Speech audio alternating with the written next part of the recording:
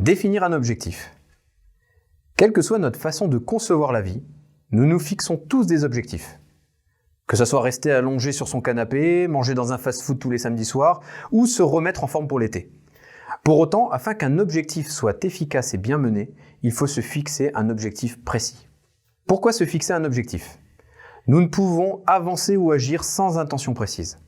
Sans se fixer un but précis à atteindre, la progression peut être en dents de scie. Il faut alors déterminer ses objectifs, ce qui permet de donner un sens à son entraînement, de comprendre la stratégie adoptée au cours de la progression et de se dépasser en ayant un but à atteindre.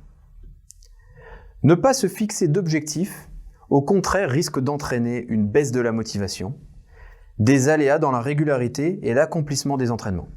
En effet, qui n'a jamais connu de baisse d'intensité physique ou psychologique car il n'avait pas de sommet à gravir ? Comment définir un objectif ? Les objectifs à moyen et long terme. Je vais tout d'abord aborder la définition d'objectif de manière simple, que l'on retrouve dans toute branche, que ce soit la prépa mentale, la prépa physique et même dans le monde du travail. Nous allons parler du SMART. L'objectif doit être spécifique.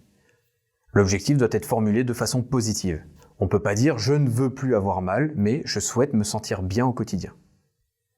Il doit être également mesurable. « Je veux gagner plus d'argent » n'est pas mesurable.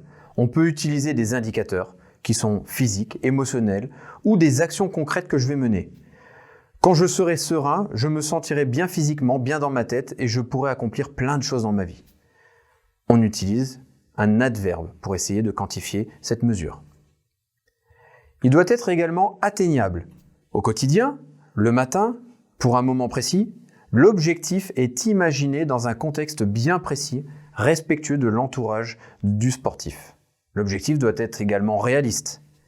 Il doit être mentalement et physiquement possible pour le sportif et prendre en considération les contraintes du réel.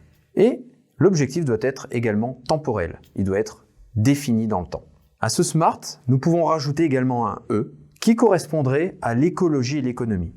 Est-ce que cet objectif est bon pour vous et votre entourage ? Est-ce qu'il ne va pas vous handicaper au niveau économique ?